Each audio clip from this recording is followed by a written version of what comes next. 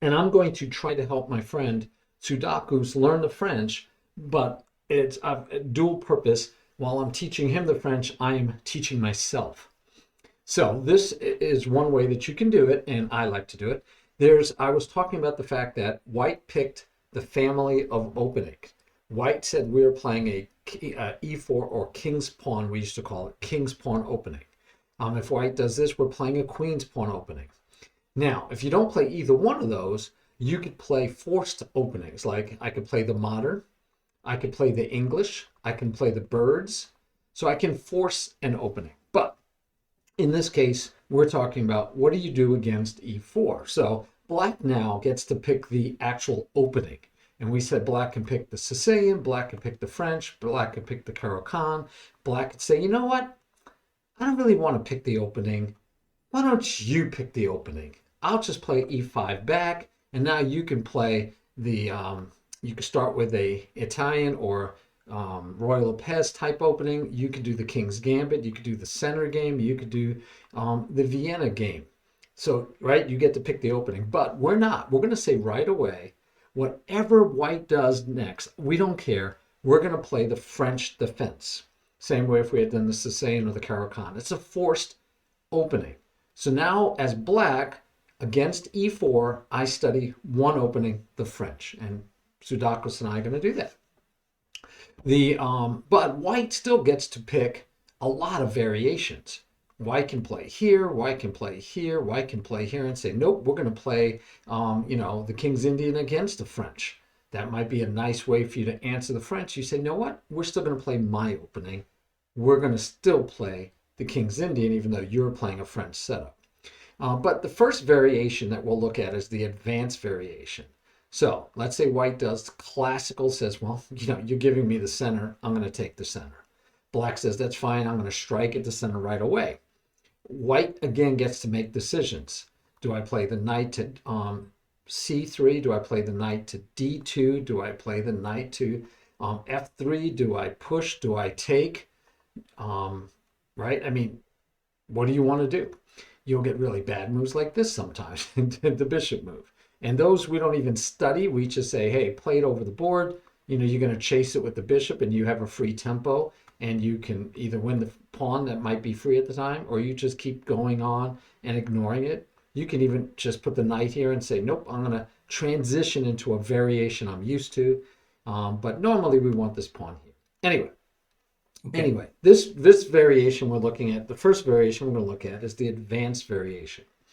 And so what I have in here is some of the basic lines, mainlined, but you can also bring up your opening database and see what the main lines have been played, versus you could also have turned on the best move arrow. So using the computer versus where I used to have to do is use a book, Modern Chess Openings. You can study this opening with Chess Lichess, right? Or chess.com. So if we use the opening book, we see c5 is the number one move, and it is the number one move for the book also that the books I own on the French. But if we turn on only the best move arrow, because let's say that's all we care about, we're going to turn on the best move arrow, and we're going to say, okay, what do you got now? So the good news is the best move and the most popular move are both c5. Now, we can say, let's play it that way. But you and I can also say, yeah, we could play it that way, but what's the next best move? Or what's the next most common move? b6 is played a decent amount. Bishop to d7 is played a decent amount. And the point here is we want to study the main line. We're going to study the main line. We're going to feel comfortable with the main line, understanding the ins and outs, the purpose, the things behind the moves. But then when we get bored of playing this main line and we say, well, I don't want to play the French, I'm bored of it. No, you don't have to stop playing the French. You could just try a different variation, even at this early stage. You might try it later, but you could try a different variation, and that'll keep you from being bored with the opening. So let's go through the main line. c5, what is the purpose? So the best way for me to memorize moves, because I'm old, Sudakus, I can't remember anything. Seriously, I'll show you this variation that there's a couple of Levy Rosman put out a video on his variation, which I liked. I used it. I won a couple of games with it, and then I didn't play it for a long time. I don't remember it anymore, right? I played the other day online and I played poorly and I messed up the variation. Didn't even remember it existed. Hey, thank you, Oli Pals. Thank you for the subscription. Well, that's very kind of you, my friend. I hope you enjoyed your lesson. I'm looking forward to your next one. I always hope that you guys do more than one. I like to have follow-up lessons so that, we know that we're getting the most out of it and we're growing together. So hopefully we'll have some more lessons. Right now, I get to visit with my best friend here on stream. This is definitely my best streaming friend I've got. Might be my best friend at all. It's a sad thought, Sudakus. I only met you like 2 years ago. But Sudakus is on stream again, guys. Look at him. He's live. His picture. Yeah, yeah. I haven't been on stream for about a year. Has it been a year now? Yeah, well, look at my beard. I haven't shaved yet. Yeah, there you go. That's how we know when he's on stream because he's going to shave. Okay, so back to why. So the first thing is we know we're hitting at the center. That's classic. The main lines that you're going to find is they're going to put the knight out, the other knight out, but and actually you won't see this early. You'll see this after the bishop gets moved usually. But anyway, the advanced variation is very common. What do we want to do? We want to hit at the pawn chain. That's our standard rule, is we're going to hit at the pawn chain. So how do we hit at the pawn chain? And what's interesting is the best move arrow. See, this is a great example of my book. My book does not, it might show this as an offshoot. The literal book that I have on the French, I can look it up later. But queen to b3, b6, I think it's in the book as one of those, like, you could do this and switch around the order, blah, blah, blah. But bringing your queen out early is classically not the right way to play chess. I shouldn't bring out my queen as the first piece I develop. And the knight to c6 line, which is by far the most popular line, 8,800 or so, 8,500 times. And I'm only looking in the master's database, Sudakus. So this French, right now, up to this point, has been played over 12,000 times, only counting masters. So that tells you the French is legit, right? I mean, 12,000 times on Lichess. Anyway, so the most popular move, knight to c6, is also the move that I find is the main line in my books. The next most popular move is queen to b6. I feel like that's just changing the orders. And bishop to d7 is also changing the order. Because most times classically you get the knight hitting here, and then you get the bishop to stop the pin, and soon after that you get the queen out to b6, hitting the pawn and hitting this diagonal, back to hitting this pawn. It's all about hitting that pawn chain. So one of the facets of the French is that the queen side gets developed normally faster than the king side. And we know this bishop gets stuck, because the whole idea of the Caro-Kann, in my mind, was that the bad French bishop gets out of jail. It gets to go play. So how you deal with this bishop is a critical factor. All right, so what I find interesting, though, is the computer saying the best move per the computer at this moment, which may be not much different than the knight move, it's the queen move. So if we do the knight move, we would get right now we're dead even. If we do the queen move, white's actually a little better. So I don't understand how this is the best move and this is where the computer gets me frustrated, because it's saying it's the best move, but even when you make it, it says, yeah, you're not doing better than you were before. So that bothers me. Okay, let me turn off the best move error because it bothers me. It doesn't make any sense to me sometimes. So I'd rather not deal with that. Now, interestingly enough, the book variation that I had saved in the study was not knight to c6, which is what I play most of the time. That's what I feel is the most natural. It is the most played move.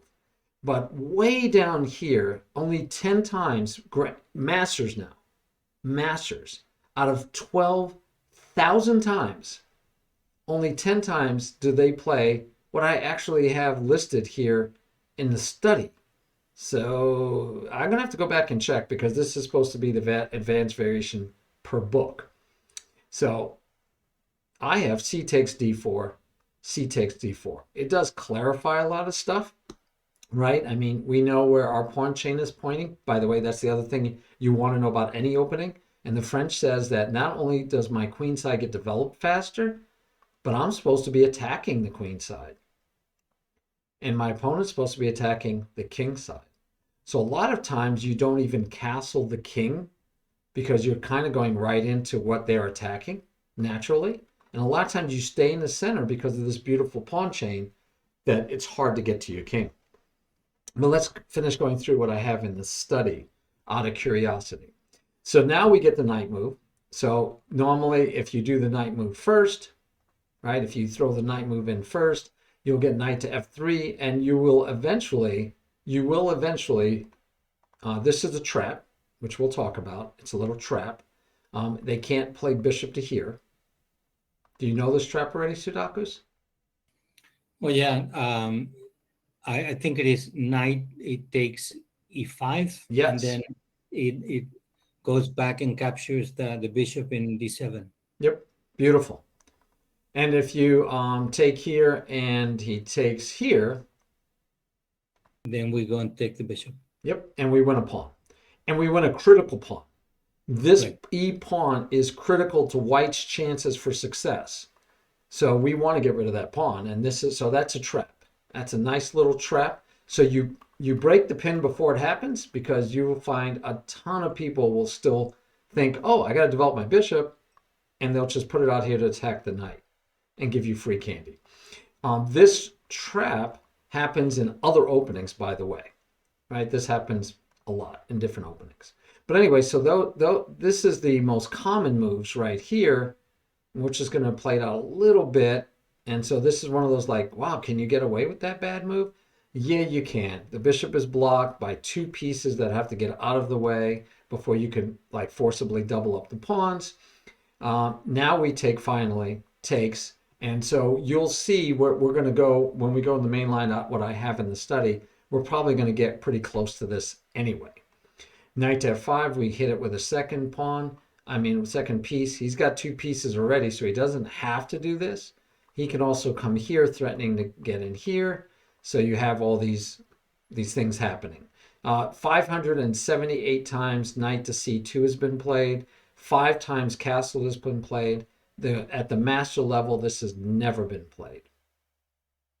Never been played.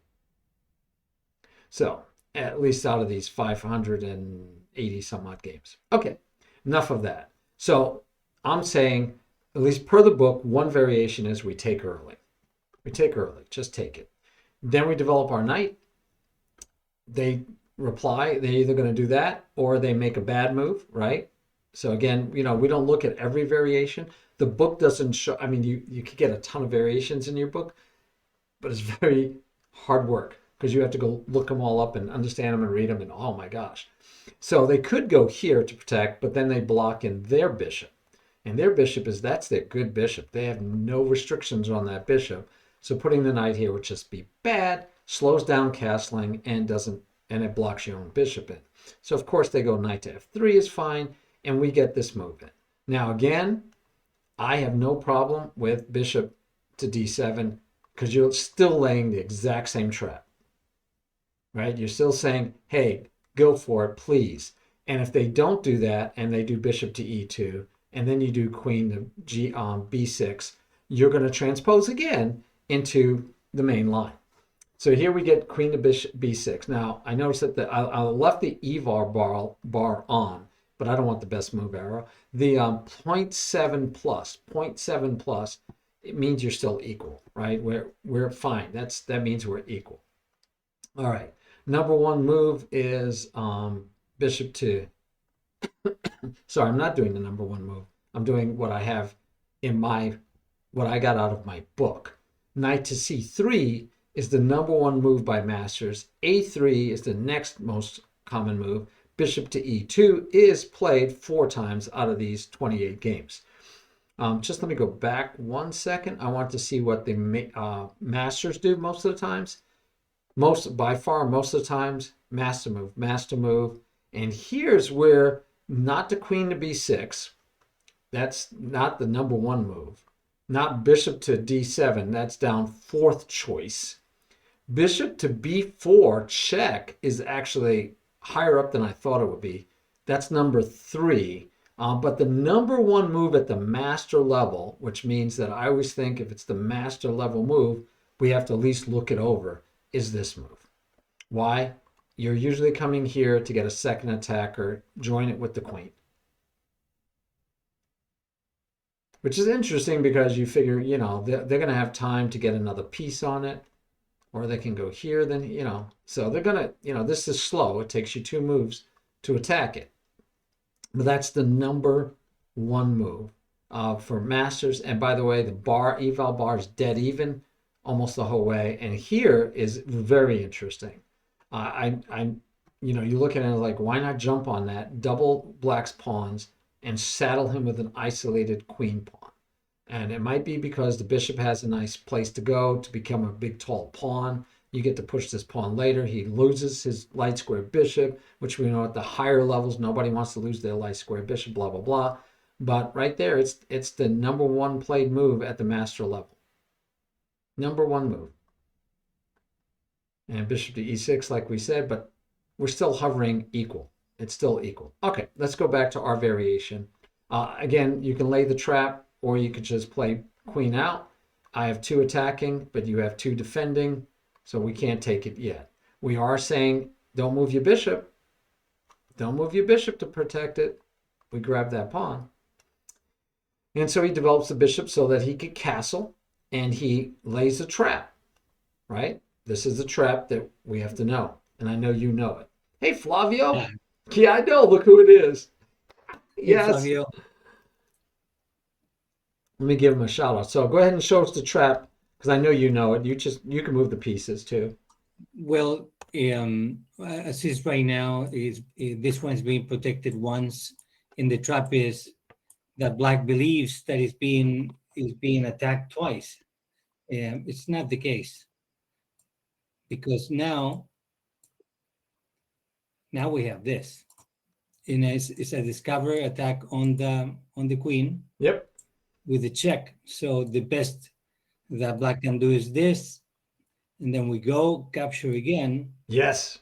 And then takes, and then white takes, and we are up a queen. And the game is over. And black is thinking over his decision about going with the French. Yeah. Totally thinking about it. Like, why did I do that? So right. This is. I actually played that against your brother once, and it worked. Oh, really? That you were white and he took? Yep. That's where, he's good enough not to fall for that, even if he doesn't know it. Like, you and I know this trap. We've seen it. It's not. So, by the way, just as an aside, one of my rules for checking it as a puzzle-worthy moments, is when you think your opponent blundered. So when that bishop goes here and blocks the pawn, and blocks the queen from the pawn, black is thinking, free candy. Now, if I'm playing blitz, I'm not going to think. But if I'm not playing blitz, I need to treat it as a puzzle-worthy moment, because I'm like, free candy. Wait a second. Why is he giving free candy? Right? It's not free candy. I got to see why. And if you look long enough, you'd see the check, and you'd see the discovered attack on the queen afterwards, and you wouldn't fall for it. I don't know if you were playing him fast. He's terrible at fast.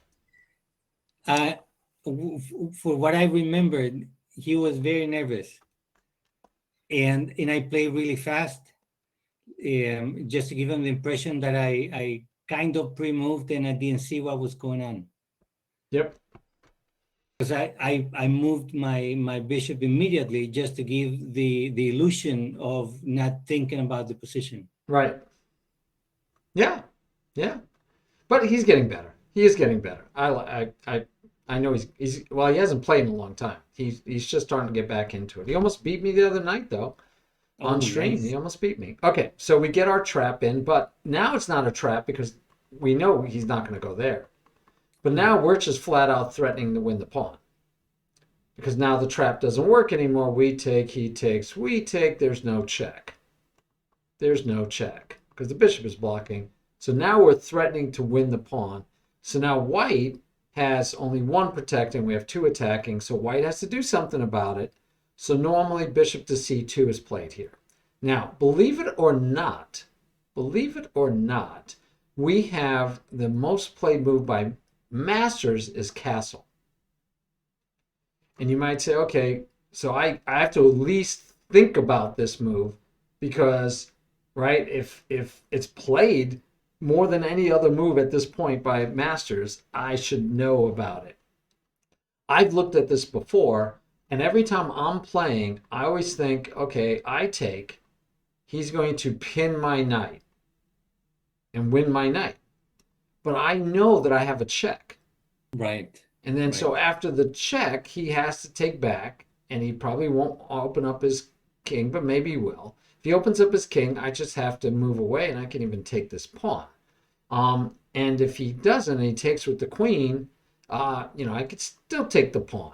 I have to be a little careful, but the knight hasn't moved yet. I think I'm fine. So I usually at our level, I don't worry about this move. If he does this move, I take. Now, what would you think the Masters would play? Since the Masters, this is the number one move. What do you think Black, who's also at the master level, would play? I imagine a developing move is bishop to e3 You mean for Black? for black. Oh, you're asking me for Yeah, it's Black's move. What do you think Black black does? move. Would you do if you were Black and you're thinking the Master? Because the Masters, by far, overwhelmingly, that was 300 versus the next most popular move is 71. 71, the most popular move. So this is the most popular move. And then surprisingly, not knight to h6. Great guess, Dean. Great guess. That's down there at move number 5. The most popular move is just taking, which Right. which makes me feel good because that's what I would do. Knight takes knight though. Queen takes d4, and knight to c3 has been played a ton. Now, why? I only have 2 pieces developed. You have 3 steps in development. If I take, he's just going to keep developing, maybe putting the rook here. And now we've got threats because the pawn can't take back because we'll be in check. And he's getting the rook, the bishop, and the knight, and the queen is ready. And so usually here, white's happy. Black has taken queen takes e5 40 out of 250 times. Black has won 39% of those games. Even so, 39% has drawn 43% and only lost 18%. Only lost 18% taking. So again, can you just be greedy and take? Yes, you can. The number one move though is a6, keeping the knight and the bishop out of here because of 4-king problems here. But yeah, so the number one move is a6. The number 2 move is queen takes e5. And so Yeah, again, I wouldn't take that pawn because at the moment it's working as an umbrella for the untasseled black king. yes. So you can do so. This is great, Sudaku. So if you say, with the way I play my temperament, I don't like this. This is just giving white too much momentum. I don't want to give him momentum. You could go with the Right. number one move that the masters play, right? Which is this. Queen to e2 protects the pawn, also creates the battery. And then we get knight to e7, finally developing some pieces. And then you and I both, I don't think would have ever guessed the next popular move, the most popular move, 105 times out of 115. 105 times out of 115 games. I would not have found this move. I don't even know. I'm not even sure what they're doing. I don't even know what they're That doesn't doing. make any sense. Yeah, but that's not even a computer move. That's the master move. I don't know what that is.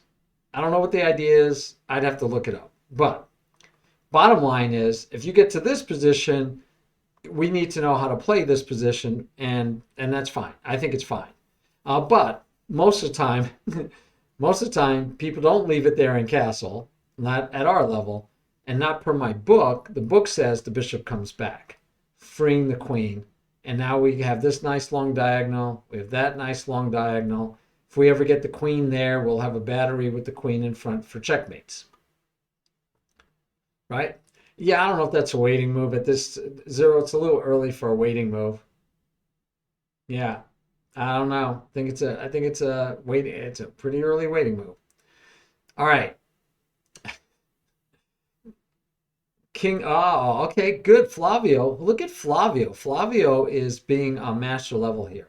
Let's show you Flavio's thought process. Flavio says, do, do, do, do, do, do, do, do. And we said, what was the other? Oh, the knight move. A6. And Flavio says it's to release the F pawn. Brilliant, Flavio. Look at that. So that way, when you I don't know what you're attacking. You should be attacking here or here, right? You're trying to attack this pawn next with 2. And Flavio says that so he can protect with the pawn. He's going to kick the bishop. The queen's going to get kicked out. And I don't know. Yeah, because the pawn's even protected by the queen now on e2. Very good, Flavio. Yeah, now I think you're right. I think you're absolutely right. In this variation we saw, and there is the move by the masters. Per Flavio's assessment. Very good, Flavio. We get knight. Oh, I get here. This is so. But this would be now. You could say, do I have to memorize all the way? No, you don't have to memorize all the way to here at all, right? This is just. By the way, now finally we get a6. But the good news is, black is actually. It says black is winning. Black is up 0.8. Right? I don't know how many openings I've seen where I go through all the way through the master's moves and black's always losing. Black is up 0.8. Still not a full point, so it's still basically even. But there's a line that if you want to learn it at this point, right? If he can't, we got to this point.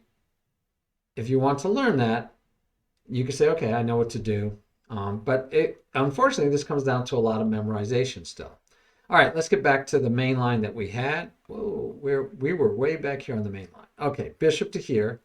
And we said bishop drops back. And then the fun starts. Because this is where I would say, yes, I'm glad I'm studying this line. It's fun. So would you recommend more than e5 as black? Would you recommend more than one e5 as black? Studying more openings simultaneously or focusing on a few? Dean, it is totally situational. If you are 14 or 15 or 16, you've got a ton of time on your hands. You got all those strong brain cells for memorization. I'd say study 3 or 4 openings. So understand the concepts to 3 or 4 openings, play them all. Find out you need to find not only what works for you as in winning games, because that'll change. What you need to find out is what are you comfortable with.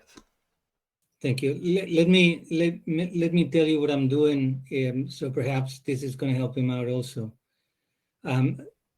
So what I'm doing is every time I go to learn a new opening, I learn the basics of it. Perhaps the first 5 different lines of the opening on move 3, 3rd, or 4th. Once I do that, then I create my own study, and I analyze each one of those 5 main lines at the very start of the opening. Once I have the idea very clear and I understand that, for example, in the French, the main battle is against the pawn in d4. So you just fight for capturing that one, or at least getting the square targeted many different times, because that's the weakest part at the beginning on the opposition to the French. Now, once you have the concept down pat, then go and only play that opening kid you not, 100, 200 times. Because while you're going through that, you realize that perhaps the main line, it didn't really sink in, and that's why you were failing. And eventually, you'll get to move number 10 on any of those 5 lines that you started, and realize that you lost because of calculation or lost for your lack of knowledge of endgames. Then you're clear. Your knowledge of that particular opening is done, and then you focus on end games and calculations. That reminds me. Thank you, Sudaku's awesome. So many people glad to see you on the stream, my friend. Nice. I don't fear the Thank man you, Flavio. who has studied 10,000 openings. I fear the man who has studied one opening 10,000 times. Yeah. And that's not actually Bruce Lee, but we're attributing it to Bruce Lee. Because Bruce Lee said, I fear the man that I don't fear the man that has studied 10,000 kicks. I fear the man that has studied one kick 10,000 times. Practice 10,000 kicks versus, yeah. Anyway, yes, and I have another quote I got to add. But anyway, thank you, Zero, for reminding me of that. And Flavio says, we missed the game changer. I actually Fun talked about times. you the other night with that. Yes. So what Sudaku says is great. I'm glad he's going through. And by the way, one of the things you can do to do that is you can go to arena. Oops. What did I click? Sorry. Wow. I have no idea how that happened. Okay. You could go to play arena tournaments. And I've told you guys this before. I think it's great. Yeah. They will have at the top up here, eventually. You just have to look for them. But they'll have them thematic opening. So right here at 10 o'clock tonight, they have the Royal Lopez Bullet Arena. Now I don't play Bullet, as you guys know, but then they have the Royal Lopez Super Blitz, which is 3+0. Then they have the Royal Lopez Blitz, which is 5+0. Then they'll have Royal Lopez 10+0. Unfortunately for me, that's 1 o'clock in the morning. So the point is, though, they have opening themed tournaments. I would say just go play in them. And even if you have to, when you go to the tournament, when you look into the tournament, the first thing it's going to have over here is it. Let me go full screen for a second. We're going to lose Sudaku just for a second. It'll have the Royal Lopez, and it will bring up, and now it used to bring up you Wikipedia. It used to bring up Wikipedia and show you the opening. But now because they've added openings to Lichess, it brings it up in Lichess. And so this is the opening you're going to play. You could sit here and look at the main lines. You could pick one of these variations, and you could say, okay, I'll try this variation. And just play. Have fun. If we weren't worried about our rating points, which I think is ridiculous online, especially, but if we weren't worried about that, then we would be taking advantage of these tournaments and just trying out different openings and just playing, because you're going to just play chess. All right. Yeah, on chess.com, they have a new opening tool also. Oh, on Lichess. Yes. Okay, you found an interesting opening against the Perk as white. So the way we would say that, Dean, is you haven't found an interesting opening, you found the interesting variation. Because the opening, as you mentioned, is the Perk. The same way you can't say, I found an opening against the French, not unless you're not playing the French. Not unless you're finding, like the King's Indian attack. That would be saying I'm playing an opening against the French, because you're not actually trying to play. You're not playing the French, right? So it's a variation. Anyway, let's get back to this variation that Sudaku and I are making believe we're memorizing. And it's knight to b4, hitting the bishop. Why? Because the knight is worth less than the bishop in general. We want to get rid of this light square bishop anyway. It's his good bishop. We'd like to get rid of our bad bishop, but if we could keep both bishops, we'll take it. So we attack the bishop. And then he's supposed to get out of that by moving the bishop. And then we have queen to a6, and the question is, I have written in my notes, is this a valid trap? Or is it like not something we should play? By valid trap, I mean it has to be solid, right? It has to work. If it doesn't work all the time, then it's bad news. And the trap is if white goes after the knight, figuring, I mean, this seems like a natural move. I'm going to develop my bishop, and I'm going to attack the knight. Seems like a natural move. But that, I believe that's the trap. That this, and as you notice, the bar went crazy, Sudakus. We're up by 8.4 right now. Why? Because we get the check. You have to, because you can't take it. You Yeah. have to step into a discovered attack. And the queen is gone. And then you don't go eat this pawn. Oh, really? You don't go eat that pawn. I know, right? You're like, well, I could eat the pawn, and you would think I would win the game. So knight takes b2. Why isn't this better? It wins the queen, is the note I wrote in the study. So that wins the queen. But this supposedly is better. Supposedly is better. It's followed by, what does he do? So if you do this, oh, is that the last? That's it. I don't have any other moves after that. Yeah, I have no moves after that.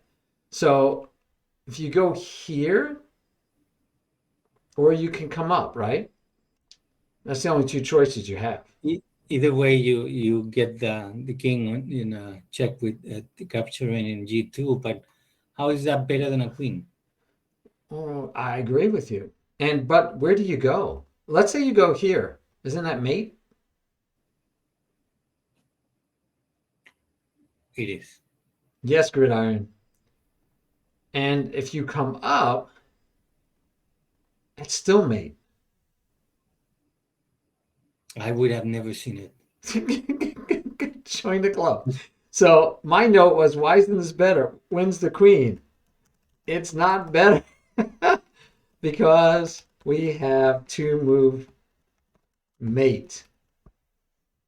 Sweetness.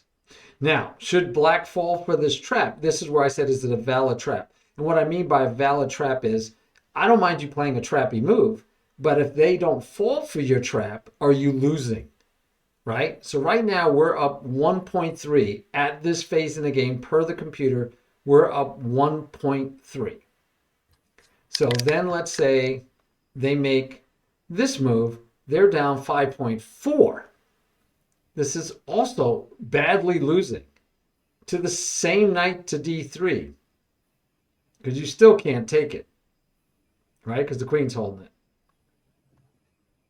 But now you don't have to fall into the discovered attack, and you wouldn't have had mate anyway because the square is free. But then, like we said, this is probably not too good, right? I mean, we'd have to look at it, and, oh, right here. You want a rook, at least, a rook and a pawn, at a minimum. So that's great, right?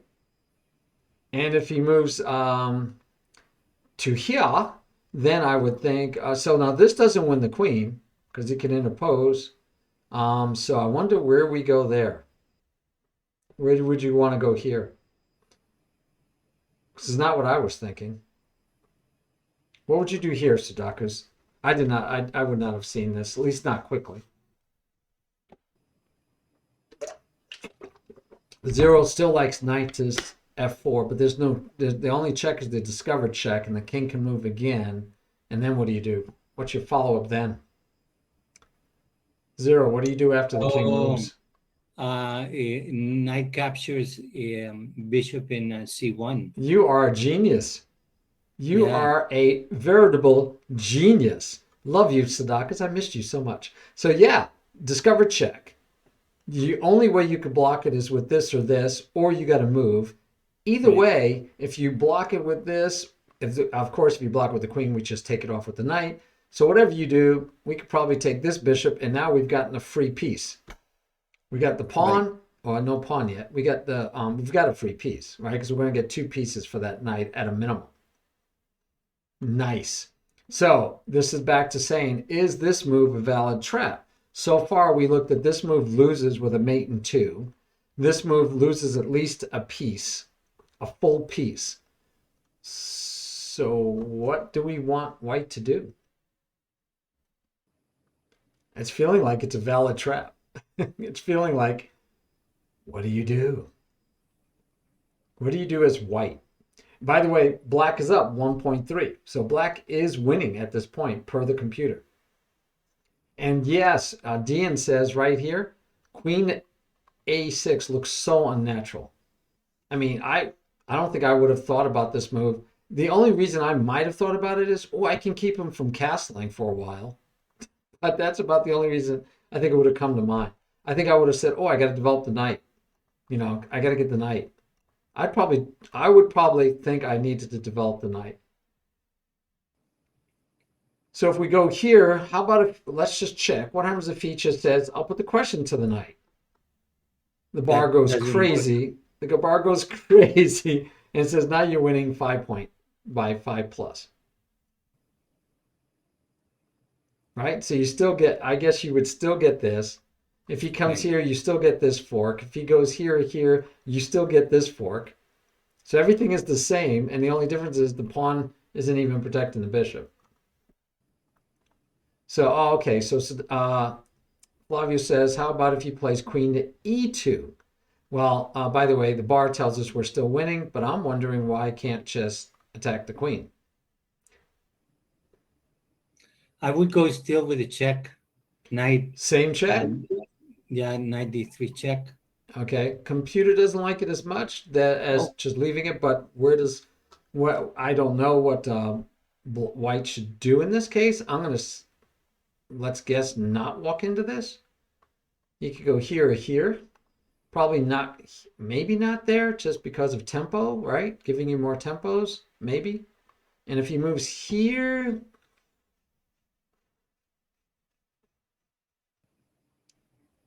I don't know.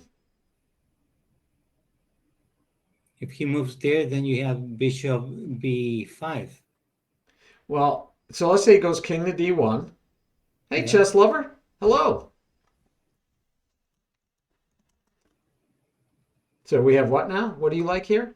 I was thinking pin the queen, discover Threaten discovered attack. Discover attack with the And bishop. if he moves the knight out, we just move with check, right? Right. But I can't go here because then the queen would just take us. So to move with check, the queen is covering both checks. Excuse me. What about? Oh, we could also come here. No. Knight, it captures in c1, captures the bishop, and then all right. Now we activate our rooks. No, now we just take the queen. Oh, fine. Yeah, so he's got to probably take queen first. All right, then we take the bishop, double his pawns. Before we take back the queen?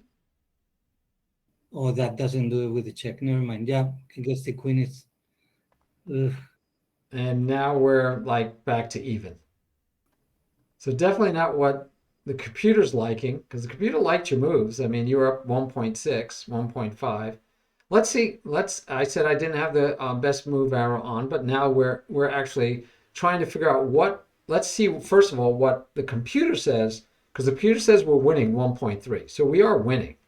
Let's see what the computer says. Oh, look at that. How's that, Sudakus? The computer says move the bishop back. How many people are going to just say, oh, you're right, let me move the bishop back. That was my bad.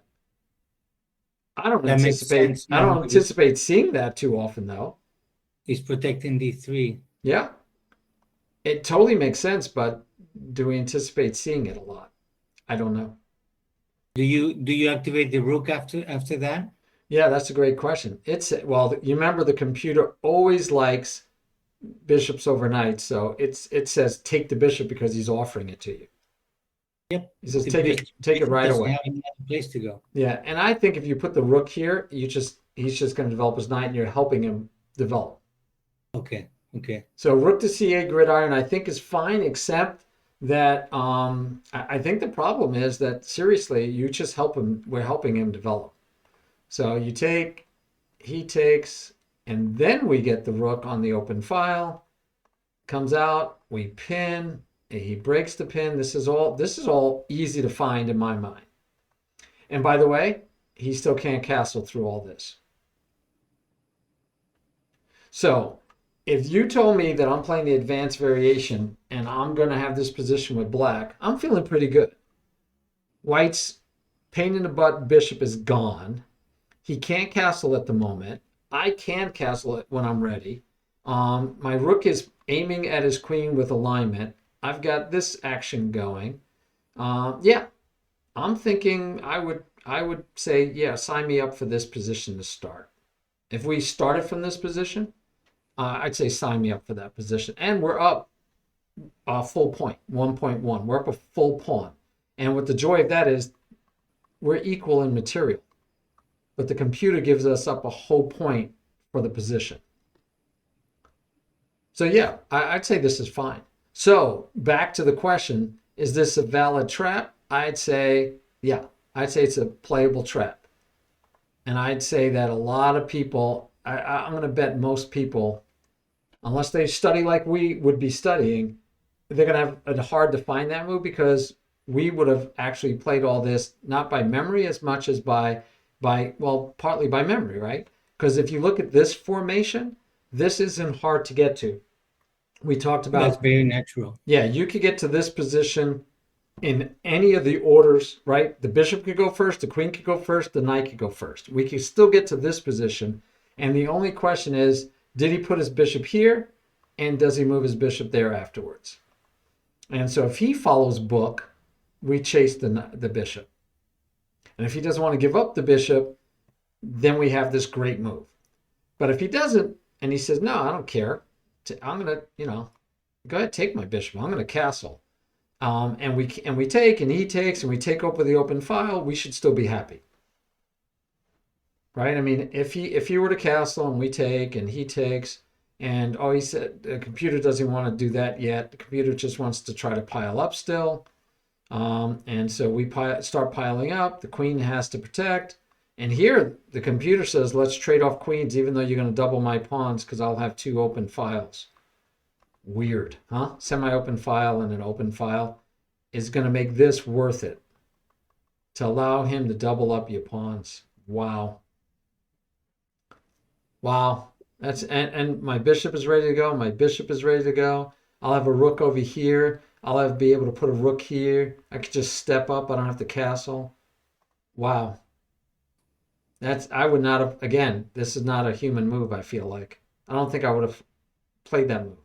Just by principle, I don't want to double up my pawns. And the computer says take. And we're dead even again. Yep. So we're dead even though we have doubled pawns. And it's got to be because we got two nice open files to play on. And, we even might do this and give back the bishop and fix our pawns, but it's fun. Okay, so that's interesting. But yeah, I find, so the variation that we're looking at, now we're going to test ourselves. We're going to close the window. And the problem is, even if we memorize this, you have to memorize this variation, the advanced variation, and then we have to memorize other variations, because that's the advanced variation doesn't mean we're going to remember all of the variations. But let's see if we can do the advanced variation right now. Okay. Okay, we'll look at it, Dean. Dean is asking why that same trap didn't work with queen to b5. We will check. I'm sure it doesn't. There's a reason, but I didn't look at it. So we'll look at it, but let's see if Sudakus and I can get there. So what's the next move, Sudakus? c5. Very good. Now go ahead and make it. Oh, sure. I'm answering a chat real quick. Actually, I'm saying thank you to our man Zero for his Prime subscription. Thank you so much. All right. So white plays here. What do we do? Now we do knight c6. So that is an option. Another option was queen to b6. Another option was bishop to d7. The Right. option that we said to get into this variation, this is a right. Those were all valid choices. That's three choices, but none of those are the one that I was showing you for this book line. There are multiple book lines, but this not the book line we were looking at. Do you remember what the book line was that we looked at? It's very Oh forcing and yeah, very easy to absolutely. remember. I do remember. It's capturing here. Yep, excellent. If the queen takes back, you're like salivating because then you get to move the knight, and his pawn chain is already Okay. broken. Yeah, you'd be happy. All right, what next? Okay. Now we take. Oh, now I would take the queen out Very first. good, very good. So I don't believe that was what came next. I'm trying to remember also with you. I'm doing it with you, but you might be right because The- I know the- that my natural move would be knight to yeah, but then we get c6. pinned. But I remember we both said it wasn't my natural move, right? It was. I think you're right. I think it's queen to b. No, it isn't. Oh, I'm not looking at the moves, but if we hit the next move arrow, it'll be what the book said. So I thought you were right. I thought I was wrong that I didn't. But for me, this is I'm glad to see it 'cause to me that's natural, right? I need to develop the knight, and if the bishop, by the way, if the bishop comes and hits you right away, this does not work because this protects the bishop and blocks the check, and all I did was help him develop the knight. Okay, guys, so we don't normally want to do that. But what I love to do is break the pin because I don't know how many times you break the pin and they go, okay, I don't need to trade yet. I can wait. I'll wait, right? Normally you wait till they put the question to your bishop to trade. In every opening I play, I leave the tension, even though it's already kind of broken. And so what they'll do is they'll develop the knight. And then you get the pawn. So they rarely take. And if they take, then Sudakus, we got to decide: do you take with the pawn and then immediately hit the pawn chain again with a pawn, or do you take with the bishop because then your bishop is, you're going to try to use your bishop. I take with the pawn normally and push it as soon as possible to break up this chain. yeah. That's a Caro-Kann idea also. Awesome. And Flavio says he sees a lot of what we're doing is exactly what he's been studying through the Caro-Kann. All right, so it is knight first. All right, so let's go back, see if we get this again. So we're in the advanced variation, and we said, what's the next move here? We know it's c5. That's an easy one. He goes here. Our next move was good. And then he takes back, and what's our next move? Okay. And he's going to play knight to here or here. And we already said we don't care if he blocks the bishop. I remember that. Okay, so he does normal. Now what do we do?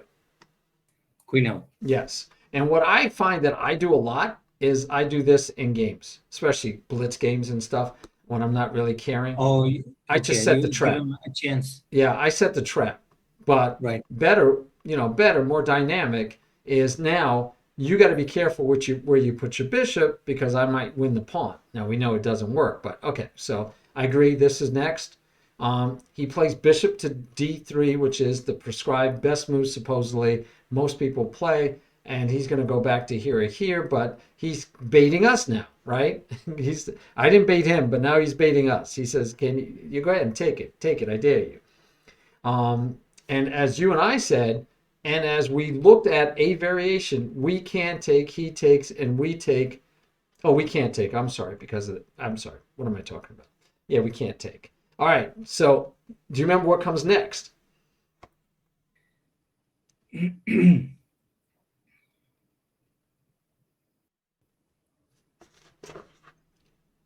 Oh yeah, absolutely. We are preventing the trap. Yes. All right. So Bishop now is- we flip the trap and we say, nope, you don't have us anymore.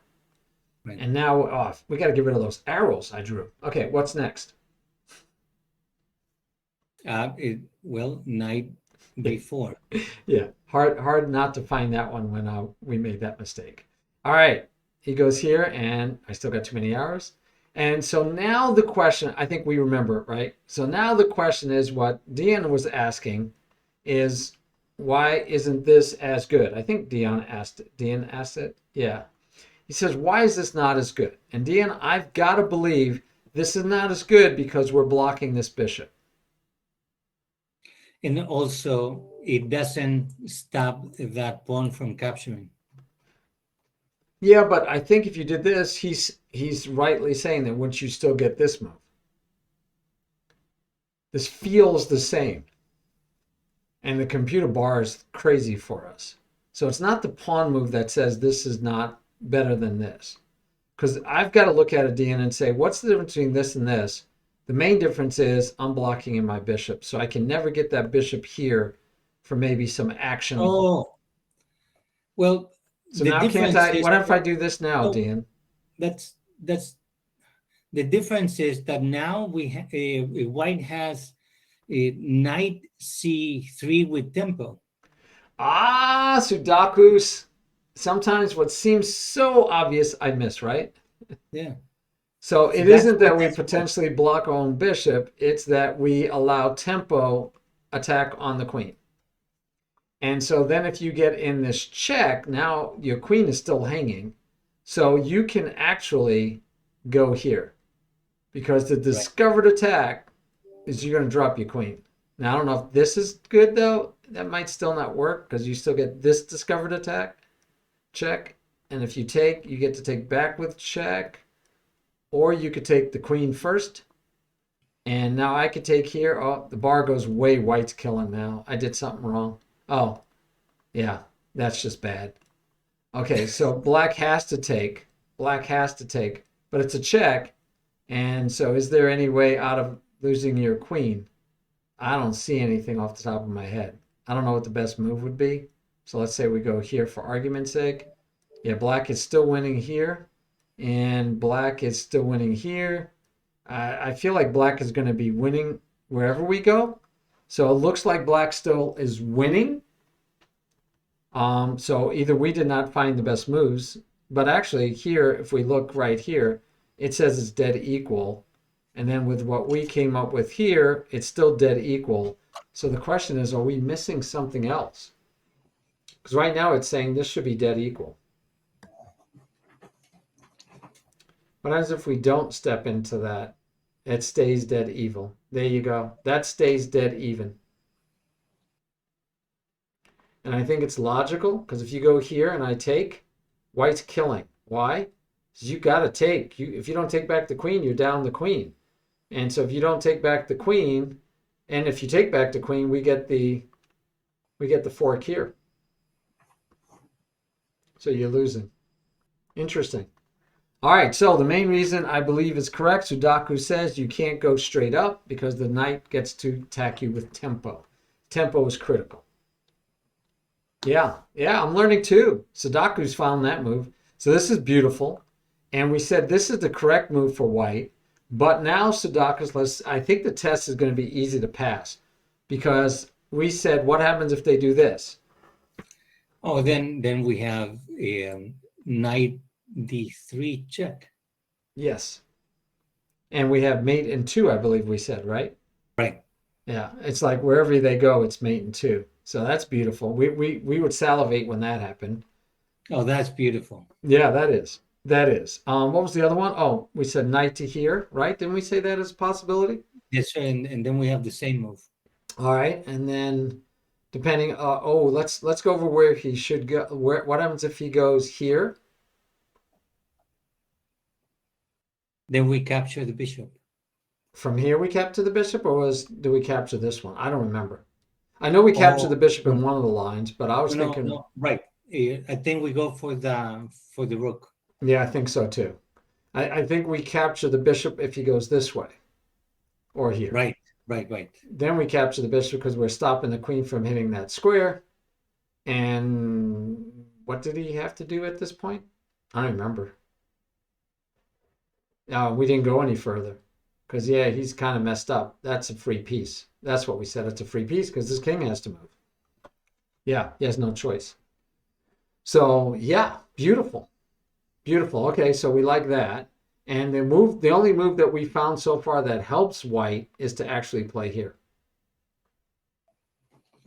I think if the knight played here, we'd still do the same check with discoveries and possible mates.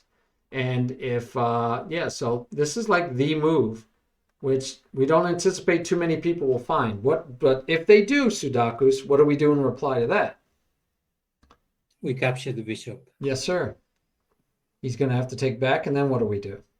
Then we get the rook out. I like the rook out. I think the computer may have said they like that better, but I think the computer might have said, but look, we're still up. Bar says we're happy. We are plus 1.4. And if we went this way, we're not as good. So there you go. Yes, we could do our natural looking move. That is the better move. I like it. Okay, let me get rid of that one. All right, sir. So that would be that line in the advanced. So let me show you another line real quick. First, I'm going to show you this advanced variation. And I'm curious, and again, pawn, always, this is standard, but here's where we might deviate, and we do. Instead of taking first, the knight first. But what I want to watch is, and we even get the bishop in for the trap. Bishop comes here because there's no reason not to go there now, right? Why put him here and have no scope? We're going to go for this right away. This is almost more enticing. Now, this is a fun line, but what happens if we just take? I just want to think about this. And if we got here, this is going to be natural again, right? And guess what we're back to? But why wouldn't white castle instead of moving the bishop again? Let's see where we are. Boom, boom, boom, boom. Okay, so I said from here we take. I said if he takes, that we, oh yeah, he could castle. No, he can't castle because he's going to lose a pawn. I mean, he could. We know the masters would castle here, right? But he doesn't have the check. Right? This was akin, actually, this is exactly, we got into the same variation that we talked about where we are looking okay. Now, I agree. Remember, you said don't take. Masters said A6 was a natural move here. But even if they do things like this, I believe I know this comes at some point. I know A6 came really late in the variation we looked at. But obviously A6 can go earlier than later. But yeah, I remember we looked at this already. And I believe the knight went here and here eventually, or maybe not. But yeah, this was a line we saw. So chances are he's not going to castle if he doesn't want to drop a pawn, because he is going to drop a pawn. And by the way, if we go through that line one more time, let's just go through I want to go through the castle line again just to see what the bar says. Yeah, see here we're winning. So the bar says here we're winning. So white shouldn't even take. Bar says don't take. The computer, right? Knight to beat D2 is one of the more popular moves. Just to keep developing, get the knight up, but you're blocking the bishop. It's slow.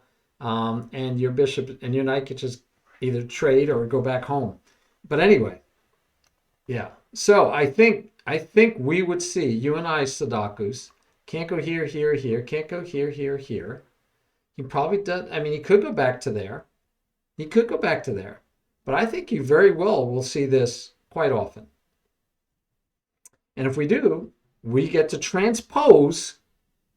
We just transposed from that other variation that we started looking at back into the one we started with. Hey, Bumblebee. Bumblebee. We have a lesson tomorrow, 11 o'clock. Don't forget. Yeah, so then we're back into that same variation. So Bumblebee, welcome. Take a look at the board, Bumblebee, and tell me what would you do as white? What would you do as white here, Bumblebee? And Bumblebee is probably not our best measure of this, but I'm curious. What would you do here, Bumblebee? You're white. I'll even flip the board for you. What would you do as white? So while you think about that, so Sudakus, one nicety, what we just saw, is this variation we're talking about. We have possibilities to get there multiple ways. And we talked about those moves by black were very interchangeable. Key to it was trading early on d5. That was one of the keys, d4. Trading early on d4 was critical. What? You and Bumblebee have been playing Bullet? Oh my gosh. Dean says he hates this variation for white. So that makes me and Sudakus very happy.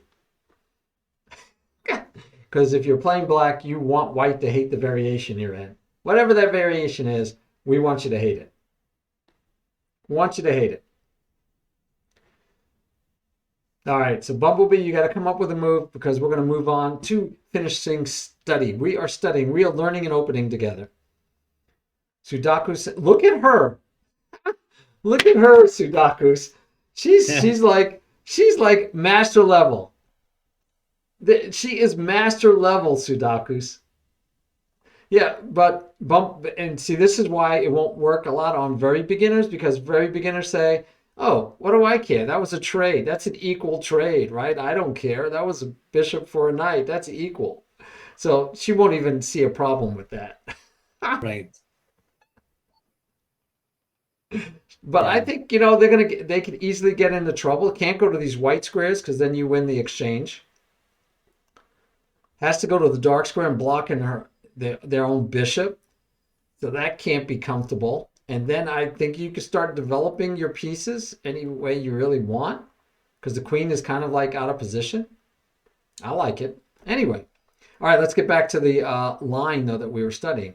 So rook to c8 this is a different variation, all in the advanced. And you can pick the one you want to try, right? So you could do the queen move, or now you could try this rook move. All right, let's see how this goes. Again, does he need to do that? What is he worried about? Is he worried about take, and then the knight here hitting that square and the bishop? Probably. And so he's preemptively saying, no, no, no, no. We definitely need to trade eventually, and the queen, and this is back to feeling very similar again. Very similar again. Still threatening to drop the pawn because the bishop is blocking the pin. Bishop goes back. Now we don't have the knight move. Now we don't have the knight move, guys. And this is, now I know I'm into John Schrantz territory, because this is like the move. If you ever got this position, this is supposed to be the move. And if you look, white's winning, but this is supposed to be the move, the trappy move to go to town. Bumblebee says, hi, Sudakus. Hey, Save-A-Lot.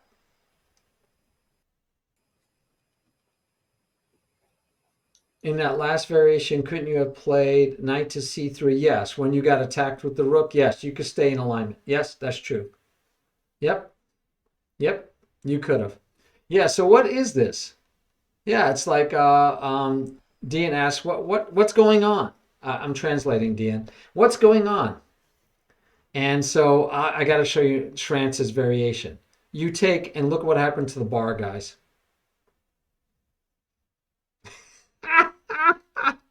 Look what happened to the bar.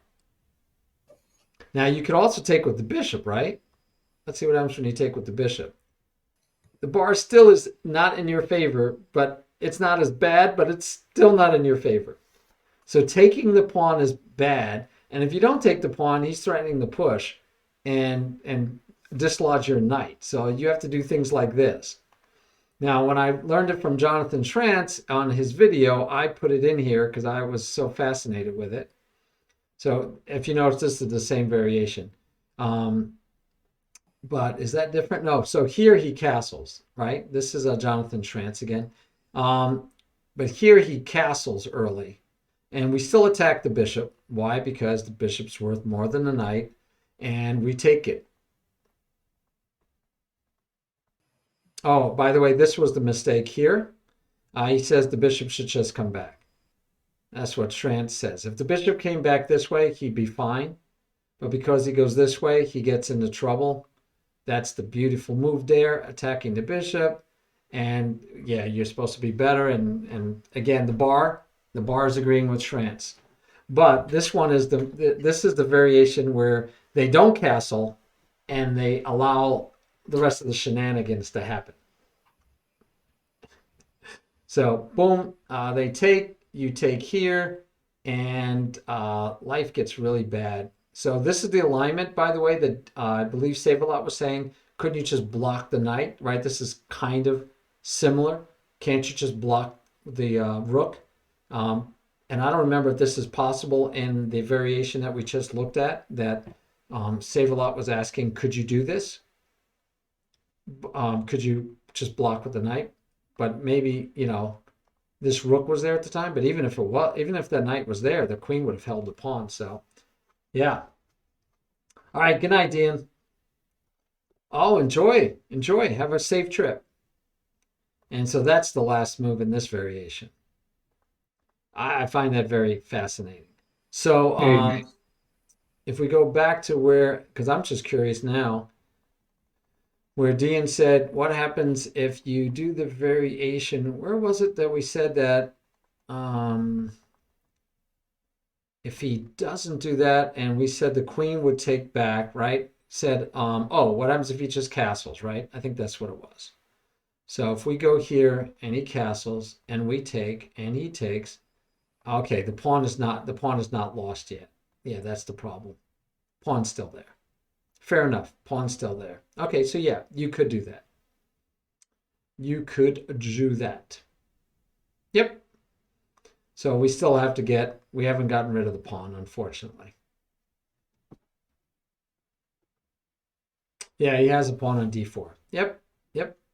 All right. So this would be the advanced variation. You say, okay, that's great. That was exciting. But again, that's one variation. So I would recommend, because there's multiple variations, rather than us try to go through multiple variations tonight, we could talk about them a little bit. But if I'm learning an opening, I want to say, nope, this is how I'm going to play the advanced. I memorize it to a degree. I go play it a lot, as many times as I can. And if you just play the French 5 times tonight, I bet that you get advanced variations 2 or 3 times. Yeah, that's what I'm going to try to do. Even though I never liked the French, to be honest, I think it's very needed, because of if I'm going to play against it, I need to know how to play with it. That's the main thing for me. And the other one is that the French is so close to the Caro-Kann, and I play the Caro-Kann for an actual year. Nothing but the Caro-Kann defense whenever it presented, obviously, because someone plays this. Oh, I remember. So, but now I haven't played the Caro-Kann in many, many months. I've been doing the modern defense pterodactyl variation. Oh, okay. Well, we should go through some of those. I'm playing the French, and I'm playing the King's Indian attack and the King's Indian defense pretty much Nice. as much as I can, to get used to the King's Indian, because it's a modern setup, right? Yeah. So there's this one that we would study. We'd look at this one later. There's different ways to play this line, by the way. And one of the ways to play this line is the Rosman variation. I actually have that in here. Let me go get it. So here in the Rosman French. Say it again. Is it called the Rosman variation? He's calling it the Rosman variation. Rosman's hoping that they name it after him. Oh, okay. You know him. He's pretty funny. So I played this the other day. I played all of this correct, and then I took with the queen, which is wrong, because I totally forgot the theory. I was just playing chess, and I knew that I could take. But you got to remember the theory. So the theory here is you take here, and yes, you have double pawns. Yes, you have 3 pawn islands, but you have the queen is ready, the bishop is ready. The bishop normally fianchettos, and you double up here against a kingside castle. So this is when I told you I've played online and won games and felt fun, had a good time winning games. You queenside castle, which you might like. I know, Sudhakar, you kind of like castling different sides. And so here you go, right? Here's the bar says black is a little bit ahead, which is all you really want is to be a little bit ahead with black anyway, in general, and you get these attacks. And this is kind of fun stuff that, who doesn't like playing? He does say that normally the bishop ends up here, but you can throw this pawn away if you notice it's already free candy. And he says, yeah, give away the pawn, because then you move here and now you're going to attack here, and you got two open files at the king. You're happy to give away this pawn. Happy to give away this pawn.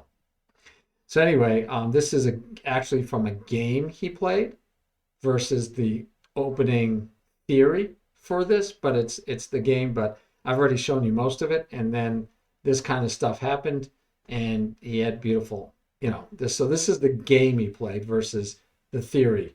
But the theory is that you do this and you castle queenside, you're going to fianchetto the bishop 9 out of 10 times.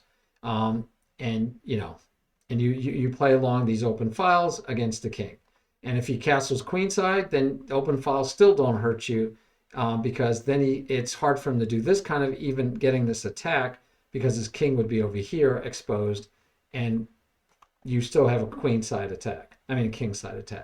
So the bottom line is, if I'm white and I'm a master, or even really, really, really, really, really good, I'm going to look at this and say, hey, you have a worse pawn structure. Let me see if I can trade off everything and take advantage of the pawn structure, right? Because if I can trade off everything and go to the end game, I'm better.